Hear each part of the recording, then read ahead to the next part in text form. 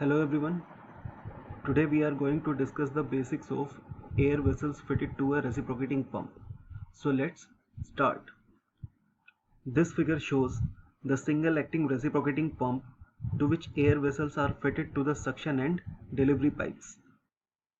You can see that this air vessel is connected to the suction pipe and this air vessel is connected to the delivery pipe.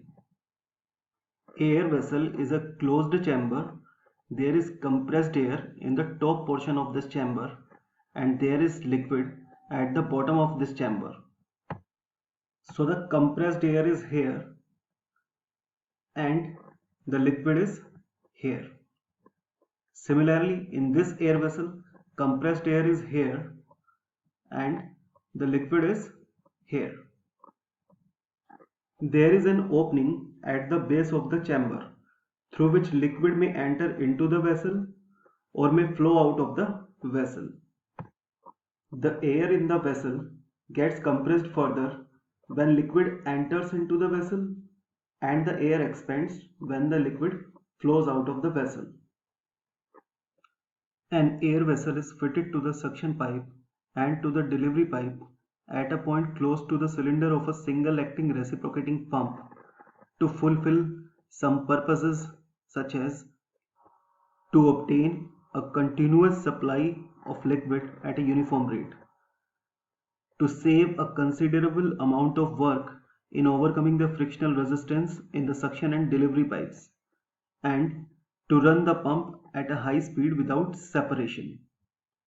This figure shows a single acting reciprocating pump to which air vessels are fitted to the suction and delivery pipes. First of all, let's consider the suction stroke. During the first half of the suction stroke, the piston moves with an acceleration and hence the liquid in the suction pipe has also to be accelerated.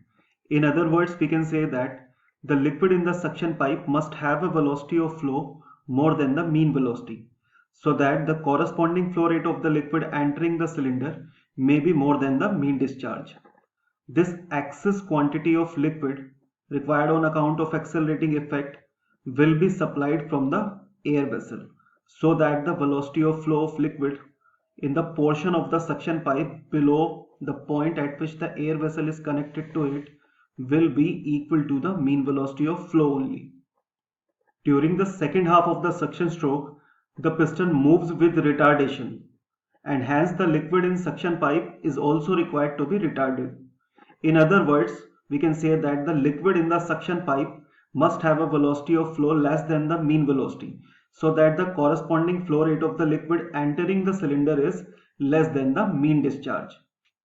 Since the velocity of flow of liquid in the portion of the suction pipe below the point at which the air vessel is connected to it is equal to the mean velocity of flow, the excess quantity of liquid flowing in the suction pipe will flow into the air vessel and hence will compress the air inside the vessel. In this way, a relatively small quantity of liquid will only be entering the cylinder from the suction pipe, and the liquid stored in the air vessel in this way will be supplied during the first half of the next suction stroke, and the same cycle will be repeated. From the discussion, it is very clear that by fitting an air vessel to the suction pipe, throughout the suction stroke, a uniform velocity of flow occurs in the portion of the suction pipe below the point at which the air vessel is connected. Now, let's consider the delivery stroke. During the first half of the delivery stroke, the piston moves with an acceleration and hence the liquid is forced into the delivery pipe at a rate of flow greater than the mean discharge. The quantity of liquid in excess of the mean discharge will flow into the air vessel and will be stored there.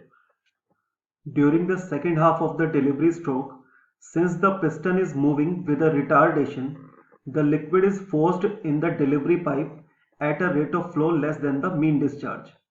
The liquid stored in the air vessel will then flow into the delivery pipe and will compensate the deficiency. By fitting an air vessel to the delivery pipe, a uniform rate of flow of liquid will be obtained in the delivery pipe beyond the point at which the air vessel is fitted to it. So this is all for today. Thanks for watching this video.